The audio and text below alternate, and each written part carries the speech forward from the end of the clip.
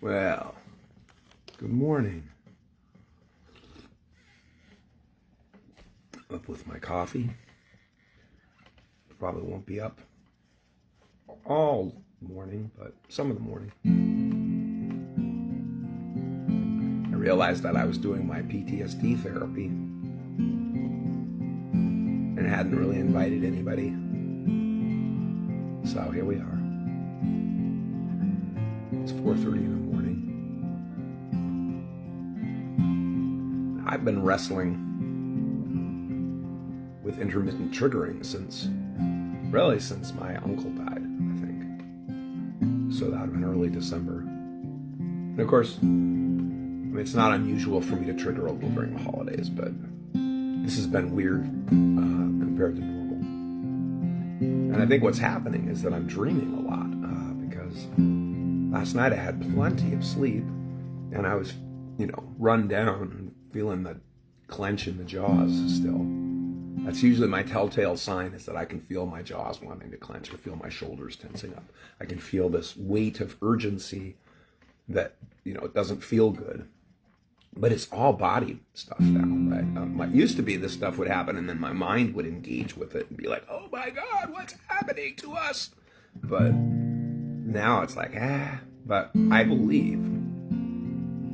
I don't know. I woke up a few times in the night and the last wake up, which is when I finally got up out of bed, is when I woke up feeling, oh my goodness. And I think I re-triggered sometime between the second to the last wake up and the last wake up. So, because I woke up feeling it and was like, oh shit. But, and it's been at the edge of the camp all weekend. I've been trying to wrestle it back, just with rest and self-care. I live in a state of self-care, so. But this is a part of that care. It's just sitting with the guitar. Not taking my feelings super seriously. If I look and there's no tiger chasing me, then it's okay to let it go. I guess that in the olden days I would run from those tigers that I couldn't see, but I could feel them watching and stalking me. But it wasn't true at all. The tigers were inside of me, hidden in my memories,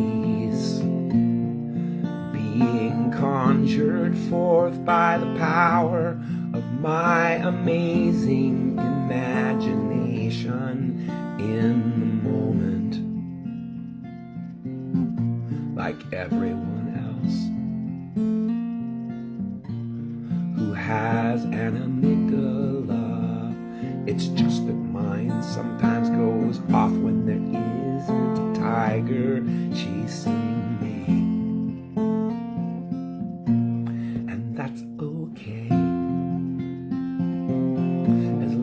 I don't take it too seriously or personally and wear myself out fighting invisible tigers that I cannot see. And so I sit quietly with that guy I know is me deep inside.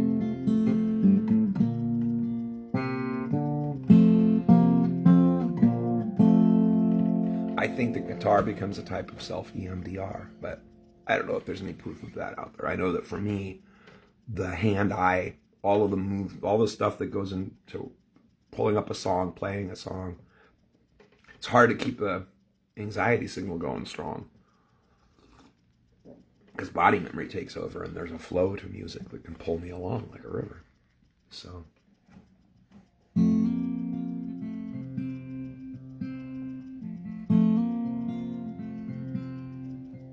The thing is, I don't resist any of it. I don't fight it. I let it visit, and it leaves if I don't put a bunch of wood on the fire, cook at dinner, show at the guest room. Be here now.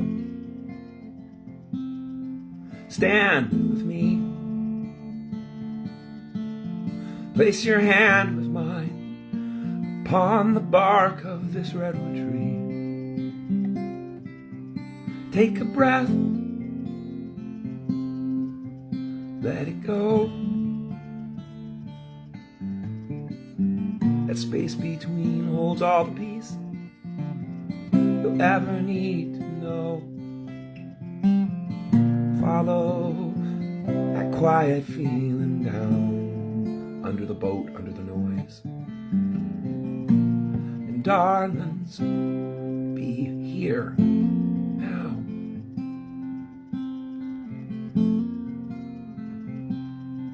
Be here now. Watch me, lay with me, that's right, on this blanket in the wind, while it whispers to the sea. Hold my hand, look toward home, 'cause when you meet my eyes like that, don't you know you meet my soul. Follow heartbeat pounding down, and darlings, be here now.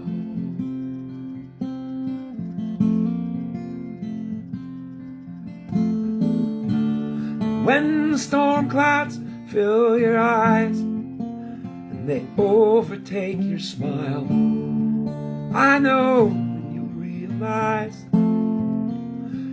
just a little while that every single question ever asked about the why or how is simply answered at the end of the day. It all is simply answered. We just don't know it and want it that way. Be here now.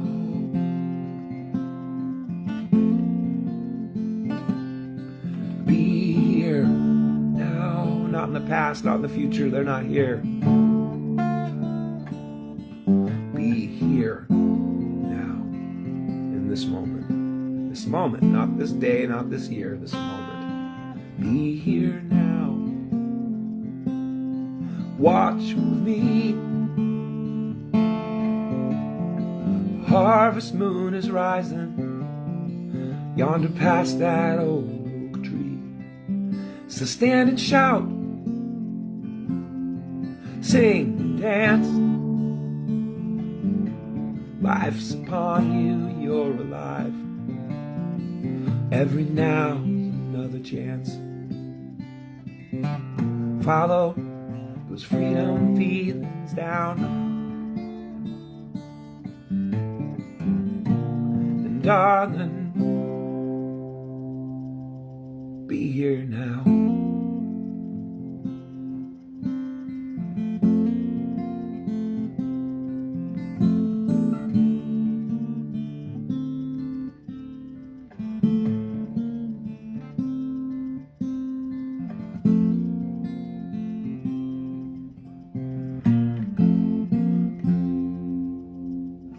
Oh yeah, that's going to be on the album. Be Here Now. It's probably, of all my songs, the one that if I wanted to teach from it, I could just jump right in and go use the whole song to talk a person around the bend. I mean, the talks don't work when people are triggered, but if a person can sit in the shade of a tree of someone's peace, like a cribbing Wi-Fi signal, they can get some peace for a minute, get some quiet for a minute, they can hear. They can hear what's really happening from all the noise. And that's the trick, right? Is to get, if I am triggered and talking to a person, if a person's triggered, all you can really do is help them settle down, right? Help them get quiet. Once they're quiet, if you're able to point them, if they're willing to hear. Most people aren't. Most people, we are wacky this way. We will drink our steaming hot cup of suffering all alone. And if somebody comes to us and says, hey, I got some honey I could put in that, it'll taste better. Oh, no. No, I'm glad you found something that works for you. People who run around on fire. On fire. Yeah. And somebody be like, I discovered that water, when I was on fire, water put me out. I'm glad you found something that works for you. Well, that's ego. Ego, I believe, is what we don't understand. We don't understand what our egos are doing to us. And we don't understand that we are egos. That the sense of us that is aware is egoic. If it's got a label and a name and a belief, it's coming from ego. And ego is what both made me sick and kept me sick. Because it's the shake, rattle, and roll of all the cognitive dissonance of all the things that my sense of self carried, and many of which were not correct, needed to be adjusted or edited. And that wear and tear and that cognitive dissonance eventually shook me apart into integrating. I had to be torn down before I could be built. But I had an integration experience after years and years of therapy that shifted the whole fabric of it all. And I still have PTSD, I still have triggers, I still have all of that, but it's all very, very different now. It's something that happens to my body that I experience differently because my relationship to myself, my sense of self, my body, it's all different than it was. It's kind of fascinating, but the first thing that I figured out that led to my sustained peace is that there is an absolute, you sit with any of this and you can figure this out yourself if you want to. Most people don't want to. Most people like the Matrix. They even like the parts of the Matrix where they're suffering because it's the Matrix. The steak tastes good. But the first thing I learned was that the quality of my experience is not based on my circumstances.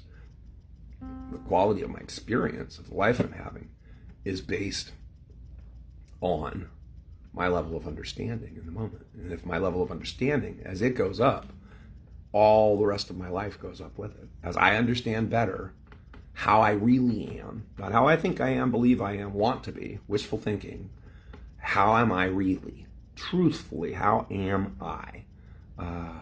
How's my level? As my level of understanding, as I understand how I really work and how life really works, my level of understanding goes up. As my level of understanding goes up, everything else around me gets better. I see better. I change. The world doesn't change. I change. And because something inside of me changes, my relationship with everything around me, how I see it, how I hear it, how I experience it changes. And I can see now completely, all the way back across my life. I can see it across anybody's life that sits down and talks to me for 5 minutes. This moment, your understanding went up, and that same moment, your life got better. And over here, in this moment, you had another epiphany or realization, and your life got better. And you had another one, and another one, and another one. And it just, that's how we rise up. That was the first thing first fact of life, I guess, real fact, right? My understanding is the issue. And it will go up. It can also go down. It can be held down by the things that I believe that are wrong and stupid. If you believe that a person's skin color dictates their worth, that is indicative of a low level of understanding of how life works and how people are. Right? I mean, it's pretty easy to see. As I changed and started letting go of that, gay people, I had to think, if you're not straight, you're not right? God hates gay people. That's my belief back then, right? Well, I had to let that as my understanding went up and I saw, that's not true. I got happier. I started experiencing more joy. I started accessing better tools. As my understanding went up, so did the quality of my life. So that's my first fact that I live out of. This is what I do with my consulting stuff too, or any person that any person that wants help. I don't help people who don't want help. It's ridiculous. It's a waste of time. Most people don't want help. Most people want sympathy. They want somebody to say to them, there, the story you believe in your head is true and you should keep believing it and stay the course. It's not, and I can't do that, right? Because I know that the stories in our head are what tangle us up and slow us down, but that we don't want to believe that. So that's the first fact. Second fact is that life has had billions of years on this planet and to make itself. And I'm a part of that. I'm a part of a system of life on this rock that's bound with everything else, interdependently bound up in the rest of all of life. And life has had billions of years to build itself and to build me. I'm a product of billions of years.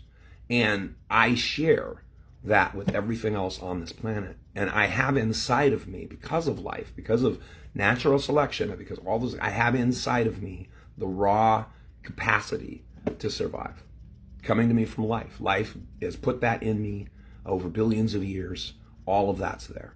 And that's something you can go trace that out. Right? Now, I sat through college as a young man, young preacher, on the front row, teacher's pet, didn't believe evolution.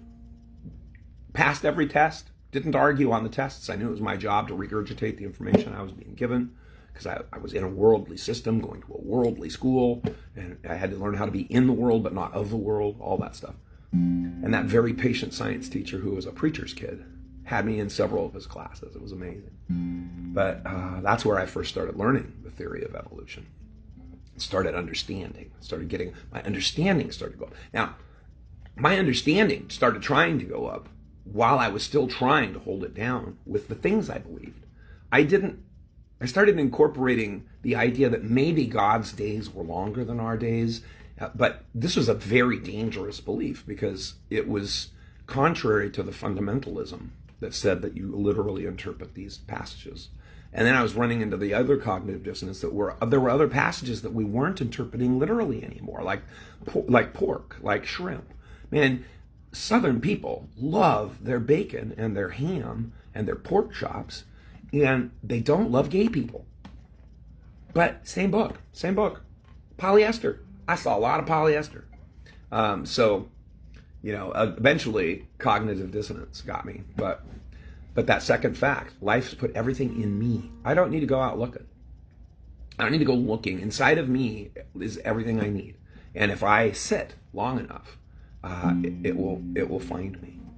I have the ability to build tools. I have the capacity to understand.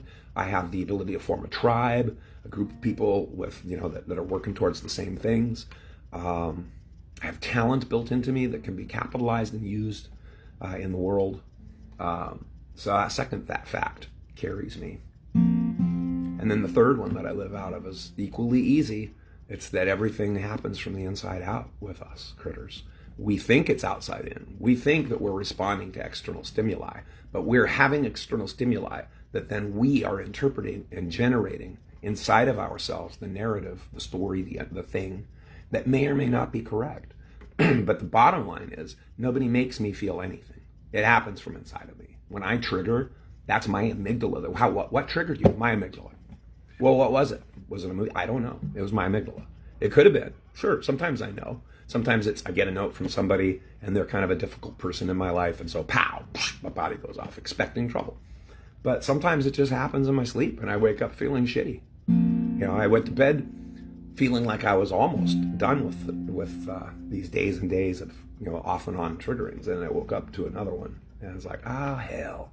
Now the good news is I'm going on vacation in 3 days for my birthday. I'm going away alone to the coast.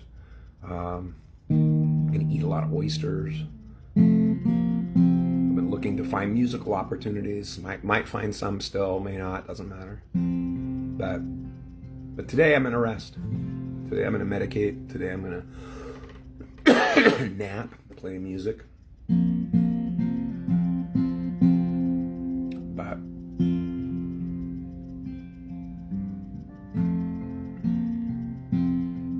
and I try. I don't always talk about my triggers, but I try to talk about them because I think it's useful for other people and for me because, and actually I'm getting ready. I'm planning an event in February up in Astoria. It's a PTSD event called Making Friends with the Monsters Underneath Your Bed. And it involves me singing my songs and telling my story and talking about all of this. And then reading a short story that I wrote back in 2002, a therapy story, but all my stories were therapy stories at some level. And it was called The Monsters Underneath His Bed, about a guy named Benjamin Brown, who I named him after a fundamentalist Christian I knew in the Army, who was from Portland. He was one of the first people I ever met from Portland.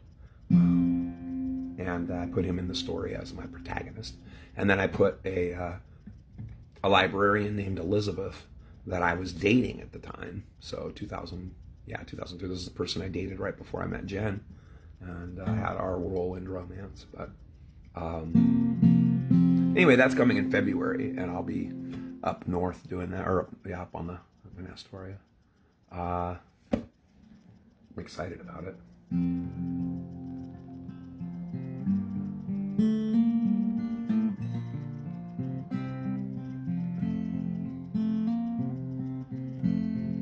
Well, somebody's watching, but I don't know who it is. Some people come in, it shows and I can see, but this person's not in the room. So whoever you are, hello. You just show up as a little eyeball up above.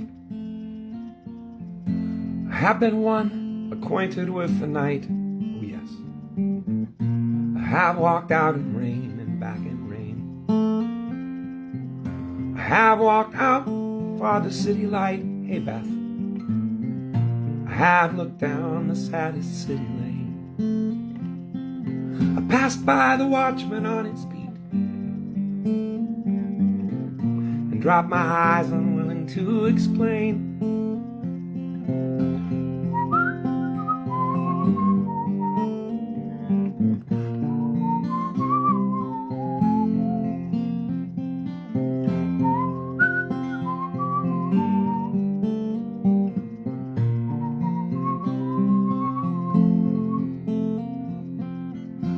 I stood still and stopped the sound of feet, and far away an interrupted cry came over houses from another street, but not to call me back or say goodbye. And further still, at an earthly height,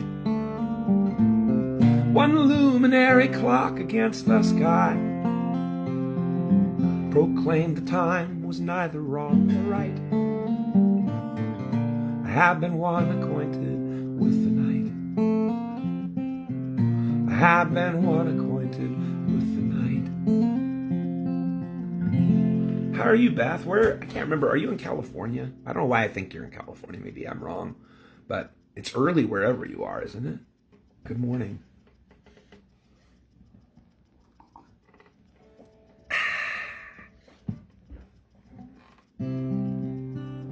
I don't know if you were here earlier, but I woke up. I've been dealing with PTSD triggers off and on since my uncle died. Well, I've been dealing with them all my life, right? But more than normal since my uncle's passing in December, early December. With the holidays and all that other stuff, I'm sure. I mean, lots of things going on that I can point to, but I'm pretty sure in this case, like I had a dream about either my mother or my stepfather. Oh, Marilyn, yeah, no, that's right, you're way back there. Okay, so it's not really like me.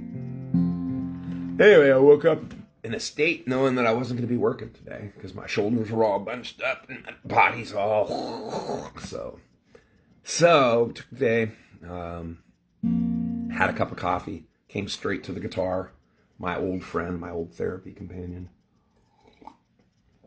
And, yeah, just I don't think into it, right? I don't put wood on the fire. One of the things I used to do, a lot of people still do this, their PTSD goes off and they go into the litany of all the things that might have set it off. All the things. And you know what? It's a fool's errand, because the longer you spend on that, the longer you're just putting wood on that fire, wood on that fire, wood on that fire. Figuring out what caused the trigger isn't going to stop the trigger. Getting a quiet mind is what's going to stop the trigger. And it's like Albert and the Rat, when they were doing their good, I just think it's awful. I think it was his kid he did this to. But that whole notion, was it Skinner or who was it that made the kid scared to death of rats? But when they did that, it made him scared of anything white, anything furry, cotton balls, all these things. He was just have a fit whenever they came in the room. And then they had to use ice cream to engineer all that back. But So when you're chasing after your triggers, they change like jello because the amygdala going to trigger.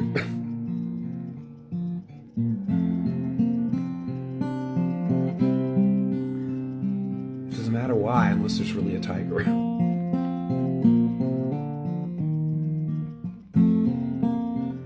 One of the first things that I learned and believed about my PTSD when I started accepting that that's what I had was not to listen to the noise in my head because it wasn't telling me the truth about my experience. It was telling me the truth about my experience inside of me, not what was happening outside of me. So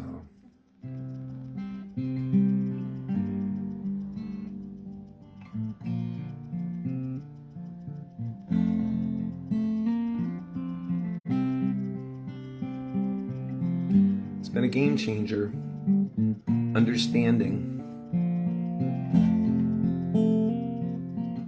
Once I kind of fell into that piece, I started researching how that happened so that I could write about it. And I'm done with the research. I've got all the words that I need.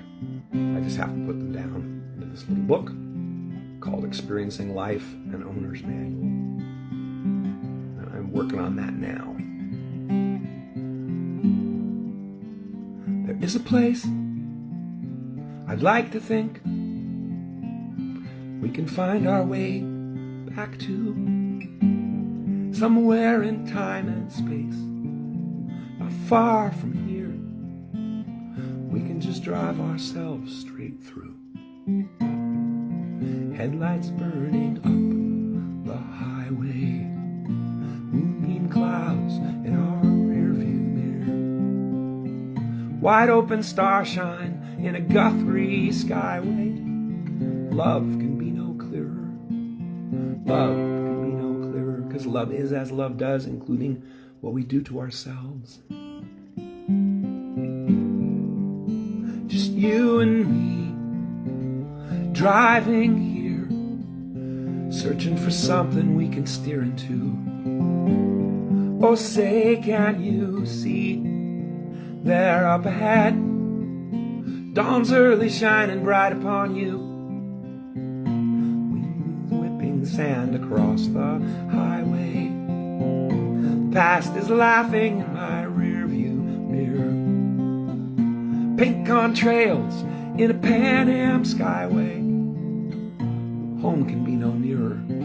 Home can be no nearer, because it's inside of me all the time. I can see clearly now. The rain is gone. The rain is gone.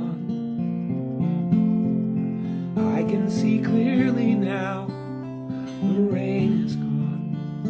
The rain is gone. I can see clearly now. The rain is gone. The rain is gone.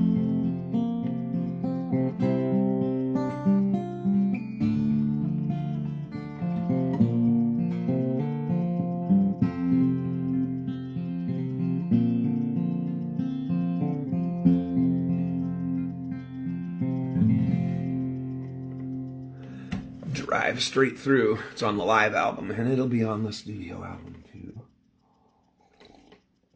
I've already got the stems recorded for everything except for the last 4 songs. So 8. One's already out, and then 7 are in production.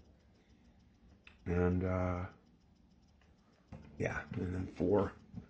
We still have to record 4 stems, probably in the spring at this point. I thought it might happen in January, but I think I've got to have a little time, let these other songs get out into the world. So I'm going to pause that. What are you working on these days, Beth? I'm doing music and working on albums and setting up gigs, and then I'm working on this nonfiction book. But once I finish this nonfiction book, I'm going to swing over back probably to some shorter, longer fiction, maybe novella size. But I'm, slowly I'm poking at it. I've been working on other things, but now I'm ready to come back. And it's a good part-time job, cranking out stuff that people will give you money for. So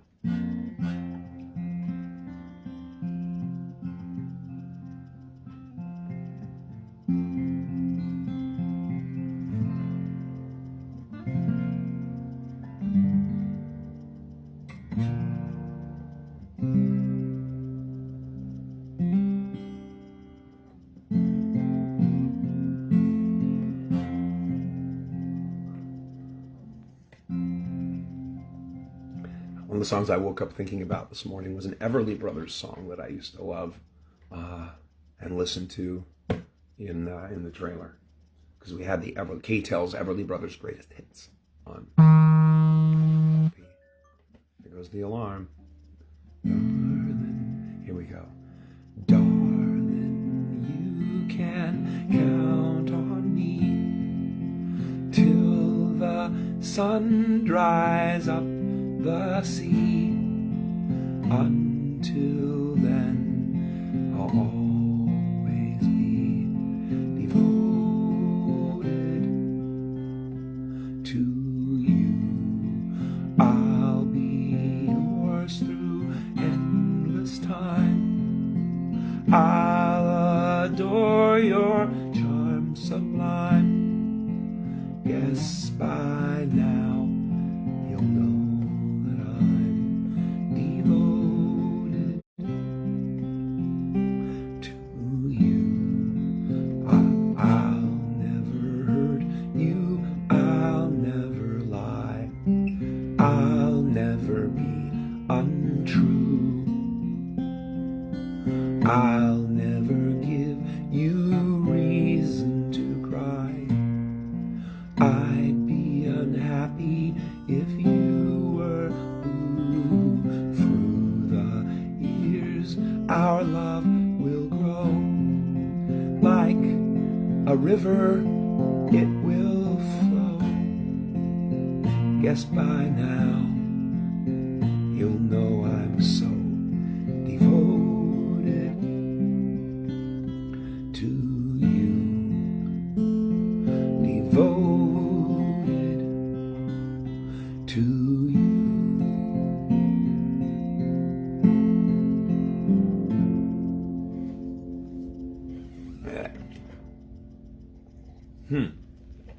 All right. Well, one more and then I'm going to go. And, yikes. It's Monday. Feel it in my bones. But it's a short week. And I think that the trip to the coast will be good for my soul. So, this is what I call my hug song. I wrote it for my family. Part of that whole understanding rising. That's full of facts. And these 3 facts, I'm serious. If you sit and just look at them, you just sit and look at them, pull back the camera a little bit, and the stuff in your life makes sense far better than when we do it the other way. But understanding, recognizing that what we need, right? Saying what we need to do to take care of ourselves in the moment. But yeah, as it goes up, everything gets better. It's been lovely to see you, and it's nice to spend this time with a human. Usually I'm up just talking to a camera. So I am just delighted to see you, Beth. And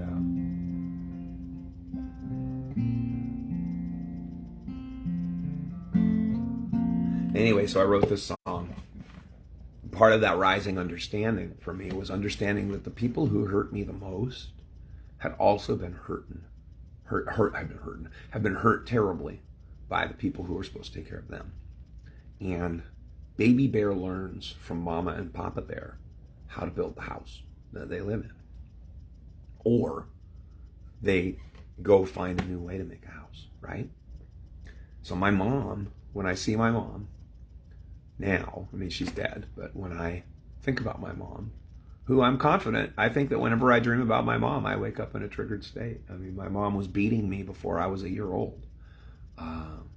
She wasn't always violent or angry, but she could slide into it in a second's notice, and you never knew. She was all the stuff that would come with being what you would call a borderline. Those are we come up with these boxes and labels for people, but they're really finding that all of it's trauma response, that it's all a variation of complex PTSD.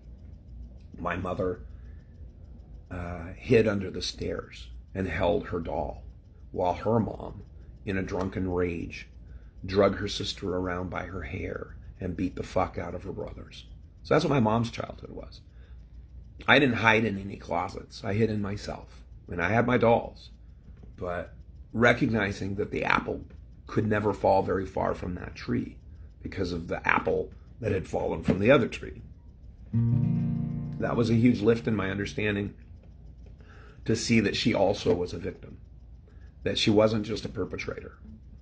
She was also a victim. And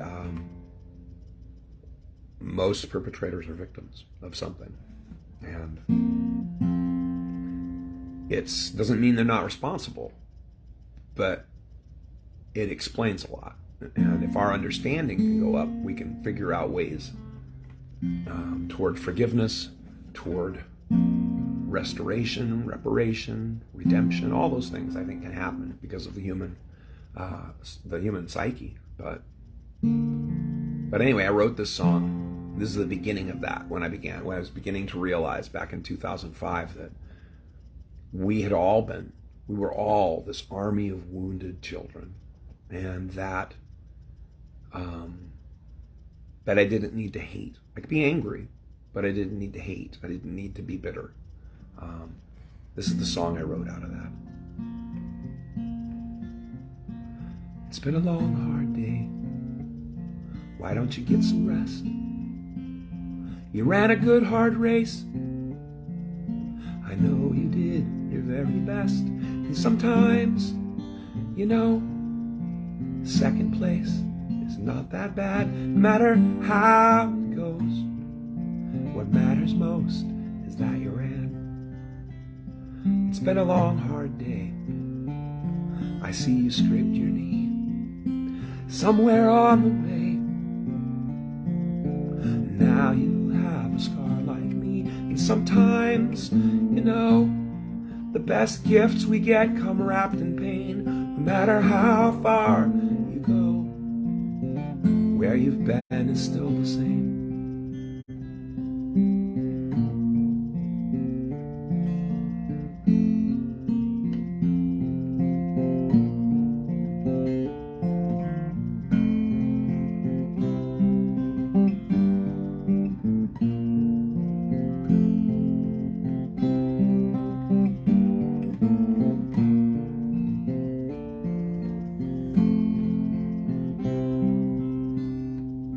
It's been a long, hard day. Why don't you... Oh, wait. Tomorrow's coming soon. It's just a sleep away. Bright and shiny and brand new. Sometimes, the reasons are a mystery. That's the way it goes. And sometimes it's okay to let it be.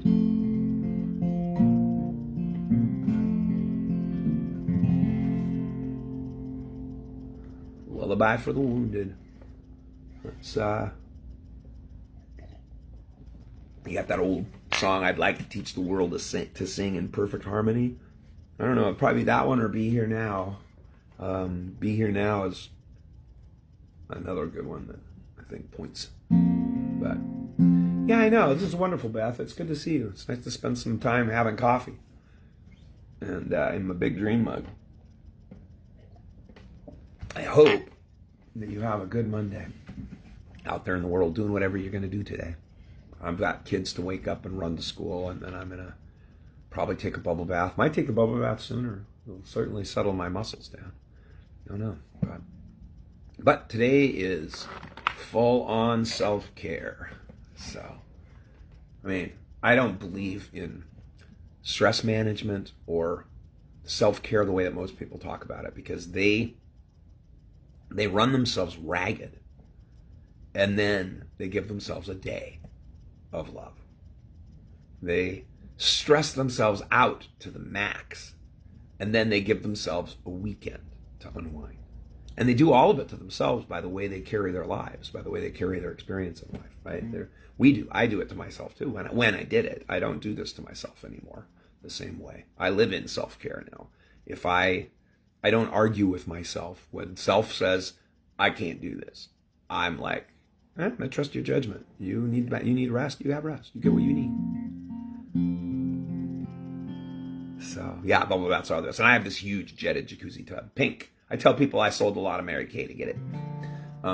and it's huge, and it's got Avengers bath toys in it, and I have a little TV stand that I can set up under a sheet so that it keeps the glare off, and I can watch TV in the tub. It's awesome. So we got that, I think, later today. And, you know, I'm a big guy, right? So once I finally had a bathtub that could fit 2 people in it, oh yeah. Invite my friends over for a bath. Hey, come on over, have a bath. Let's go, let's have a bath. They don't all say yes.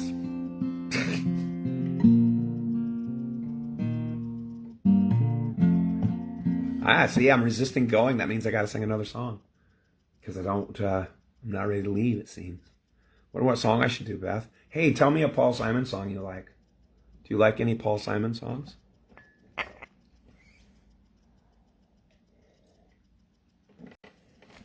I am living my best life. I know for a fact that I'm living my best life.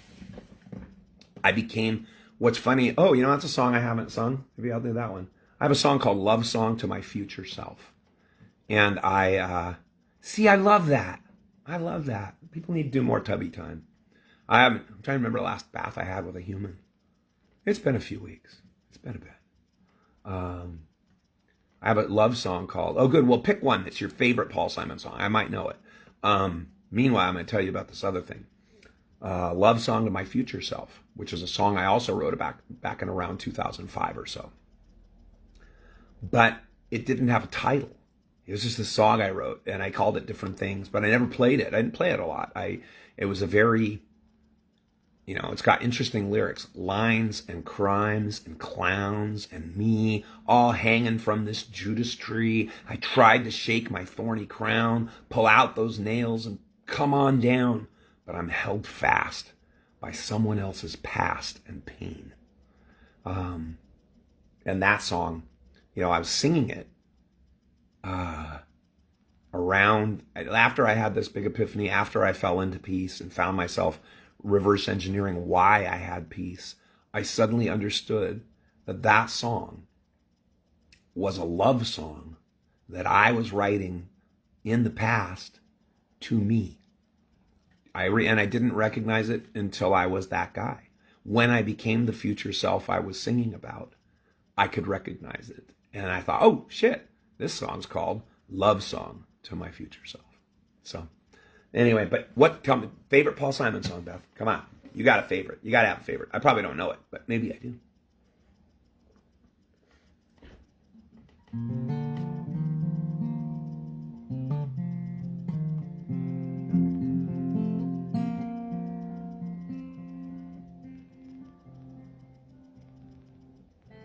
Someone told me it's all happening at the zoo. I do believe it. I do believe it's true.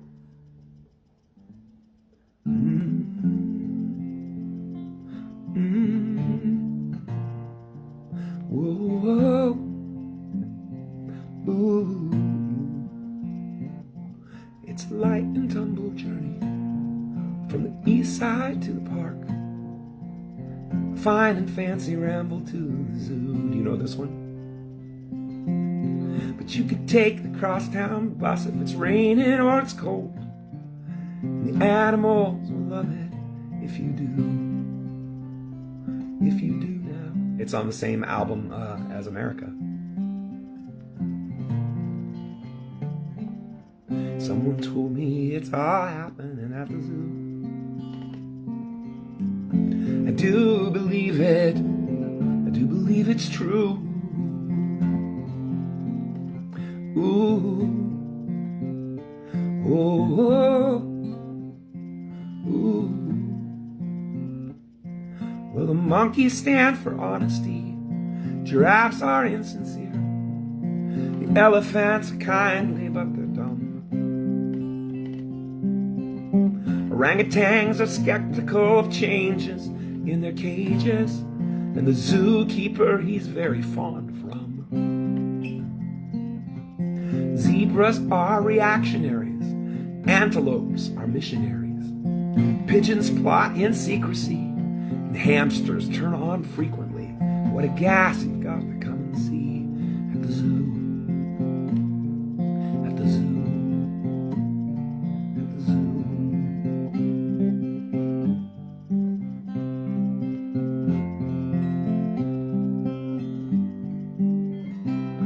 Oh, slow down, you move too fast.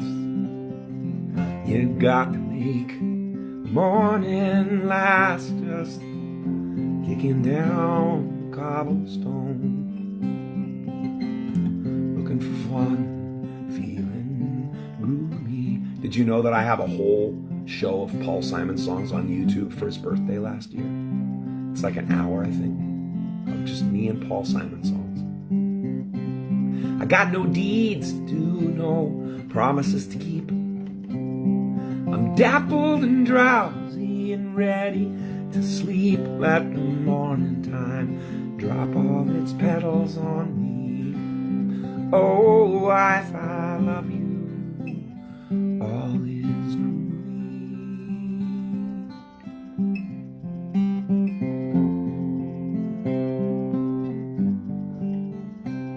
I have two YouTube channels. I have Ken Scholes Topic, which is where CD Baby publishes my music, and then there's just Ken Scholes, where there are some talks, some Trailer Boy Church, some songs.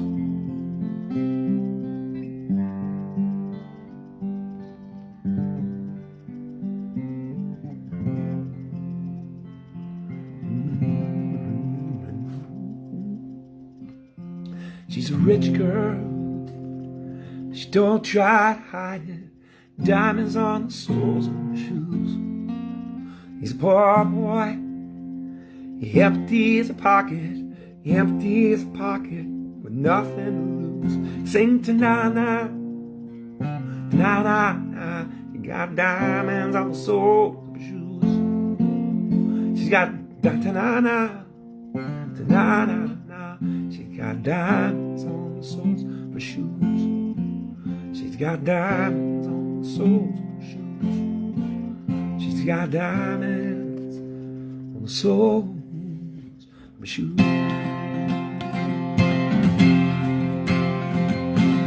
People say she's crazy. She's got diamonds on the soles of her shoes. Well, that's one way.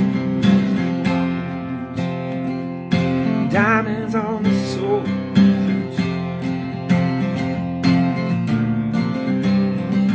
She was physically forgotten. She slipped into my pocket. Car keys. Say you're taking me for granted as I please you. Wearing these diamonds on the soles of my shoes.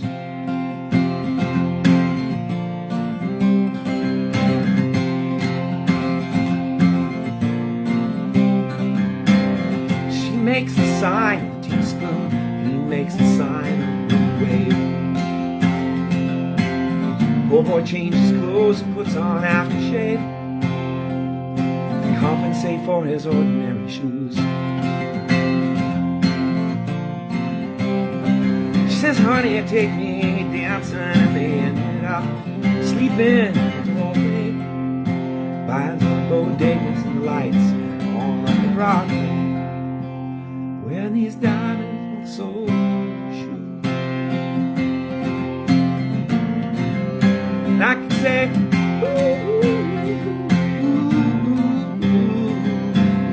when my voice is good, I can hit those high notes. Everybody knows what I'm talking about. Oh, everybody knows exactly what I was talking about. Talking about diamonds on the soles of her shoes.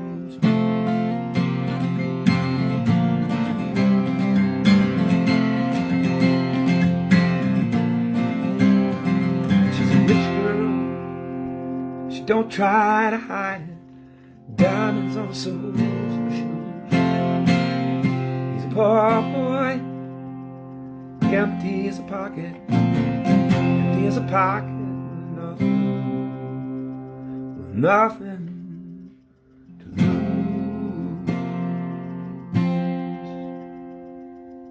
Alright, do one more. Susan's here. Hi, Susan. Having a PTSD day. I'm here doing self-treatment for PTSD, which involves guitar. And I woke up, a little sweaty even. Woke up in a state, not as bad a state as it's been, but I've been in and out of triggering now for 2 or 3 weeks, pretty much since the Idaho trip, since the uncle died and then went to Idaho. But And I thought this weekend I had kind of put it back together, but then I must have had a nightmare. I don't know. I woke up, first time I woke up in the night, I was fine. But then when I woke up this morning, it was like, oh, hell no. So here I am. But I'm leaving for my birthday on Thursday, and I'm going to have 4 days away. Well, 2 or 3 days away, and then a day to put myself back together. But I'm hoping that will be, yeah, I don't know. Of course, I keep an eye on all of this. If it gets to the point where it's just really happening all the time, then I had to hop a plane and go back to Chicago, get another shot, which I don't think I'm going to need. It's been 7 years. Is that right? Holy shit. 2015. 8 years. Is that right? January 2015 is when I had my last block. Yep. So I've not needed a block and I don't think I'm going to need one now. I think this will settle down for me. I think I just probably need to spend the day quiet. But I don't know. It hasn't been, it settles and it comes back, settles and comes back. It's just the way that it operates. Yeah, I have not been to, it's been, those blocks got my symptoms. So the problem with PTSD is that your symptoms keep you chasing noise and not settling down. So you never get quiet because you're off always running after all that noise. And once I learned to just sit at the rudder of the ship and stop worrying about the sail and look up at the stars for my steering and not the wind. The wind propels, but the stars are what we can steer by. And once I had those symptoms arrested, shut down by the block, what I found was that the longer I had quiet in my head, the better I saw, the more clearly I saw life, the more clearly I saw my experience of life. And eventually, the doctor told me, he said, I think this is at some point in time between the medical treatment and my tenacity. He found me to be different from some of his patients, many of his patients, because I had a very strong compulsion to get better. I think the other thing that was different between me and his other patients was that I already knew that the noise in my head was not telling me the truth about what was happening outside of me. I already knew that. And that I needed to get that noise under control. And so once I had that going on, I had 6 blocks over the course of 4 years. And the last one was a dual injection pulse radio frequency stellate ganglion block in January of 2015. Not, I think maybe 6 months after Jay died. Because Jay's death, back in those days, a death would send me spiraling. And Jay died in May or June, late May, early June. And I went back for a treatment in June or July. I remember I went from Jay's memorial in Seattle at a bar to the airport to fly to Chicago. And then when I got there and they treated me, it was the only time in all the blocks I'd had where the doctor had a hard time getting the needle in because my muscles were so fucking tense. But yeah, that was my last treatment, was January 2015. And I came home from that, and all of the patterns in my life, that one treatment, because it was a double whammy, it really opened my eyes. Well, it didn't open my eyes, it shut down the symptoms, and shutting down the symptoms gave me quiet, and quiet let my mind do what it already knew how to do. Our health is inside of us if we know how to find it. My mental illness was a product of chemicals firing inside of my head based on where I was pointing my noggin. It's a very point and click thing. And if we don't, people say, oh yeah, well, I think it's more complex than that. Okay, so go look at a naked picture of a person you're attracted to and tell me that your body does not have a chemical reaction based on you pointing your eyes at that image. Right? Look at a person who you hate, who you're angry at, and see if your body doesn't have a chemical reaction inside. You are a chemical reaction. And our attempt to say we're not, or to blame it all on that, to say, well, it's just a chemical inside of me, I have nothing to do with it. Or, oh, I have everything to do with the chemical. It's not how it works, right? But anyway, I have these chemical reactions going off, and that quieted that chemical reaction so that I could have a normal amount of quiet in my head. And with a normal amount of quiet in my head, I began to see how life really works and how I really work. And I started to see, like I saw the patterns right away, very clearly in my marriage. I knew that I was in a codependent enmeshment that was not going to get better unless both of us wanted it to.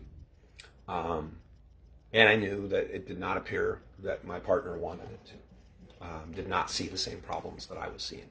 And so, I mean, all of these things became super duper clear to me. And then it became just a matter of waiting and seeing and watching and doing what I could. And by the time a year had passed, I was already in motion towards separating and starting a new life for myself with new values, new beliefs. Everything just kind of shifted for me. But the blocks got me ready for it. And then I had this period of time in May 2016 where I had pneumonia, and it felt like I was dying. I've never had that feeling before. It felt like the thread that held my life here was a lot thinner than I realized. And I ended up getting raced to the ER and put on an IV and all that stuff. And then I was put on bed rest. And my buddies, John Pitts and Robert Fairbanks, were coming down. They'd already been scheduled to come down and play D&D with me. And we were talking about canceling that because I was sick. And then we decided, now we should probably have them just come down and keep an eye on me. But it was during that trip, on May 15th, I was out in my garage and I had my epiphany when John and I were talking about what I was going to do next. And he said, I don't know what it is you're going to do next exactly. And I've been fussing about it for a while. I said, whatever it is, it's all in your wheelhouse already. And in that moment, my awareness caught and surged. And I realized that I had everything inside of me. And I looked around at my experience of life so far, the boxes of stories and the boxes of sermons and songs and community economic development work that I had done for a decade and all these different things. And it all just pounced on me and gave me it shook my life into something different. So I haven't needed a block and my life became, I don't know, man. Well, that's when my life became my best life. Everything shifted and I started moving differently. I lost about 100 pounds. Gained some of it back in the pandemic, and now I'm back on the stick. But lost a lot of friends too. Lost friends they were operating in an economy of scarcity and fear that did not line up with my new sense of abundance and calm and peace. So some people can't abide that, and they just move themselves along. And in some instances, I couldn't abide. I had a tough time with a lot of old high school friends who went very Trump, and I brook less nonsense from people now than I used to. But anyway, all right, one more song, Beth.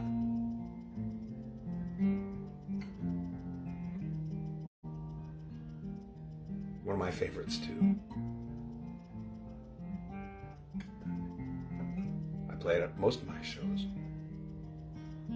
Let us be lovers, we'll marry our fortunes together. I've got some real estate here in my bag,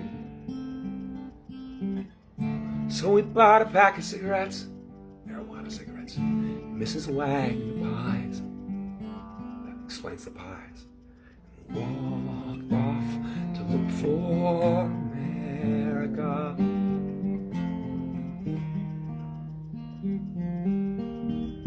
Kathy, I said, is aboard at a Greyhound in Pittsburgh. Michigan seems like a dream to me now. It took me 4 days to hitchhike from Saginaw, and I've come to look for America. Laughing on the bus, playing games with the faces. She said the man in the gabardine suit was a spy.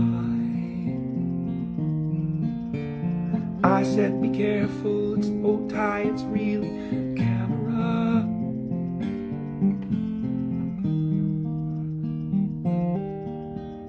Toss me a cigarette, I think there's one in my raincoat. We smoked the last one and I So I looked at the scenery. She read a magazine, and the moon was over an open field. Kathy and lost, I said, though I knew she was sleeping. I'm empty and aching, and I don't know why. Counting the cars on the New Jersey Turnpike, and they've all come to look for America. All come to look for America. All come to look for America.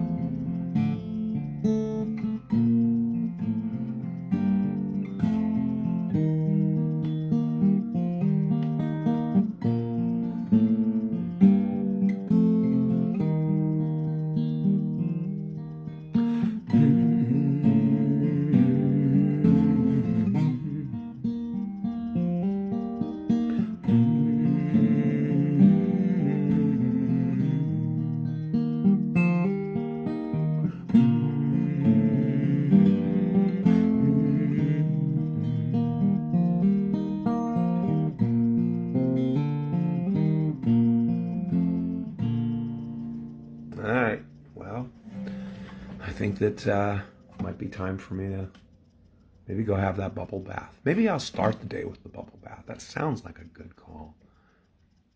It's still hours before I need to wake the children up for school. I'm probably going to nap after I take them to school. So anyway, I appreciate you spending time with me this morning, Beth. And you too, Susan, though I think you came in a little late.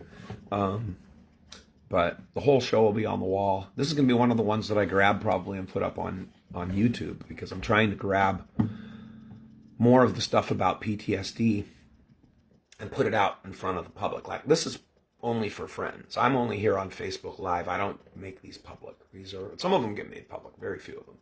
If I want it to be public, I move it to my YouTube channel. So it's where some of my Trailer Boy churches go. It's where some of these talks on PTSD go. Things that I think might help another person who's struggling.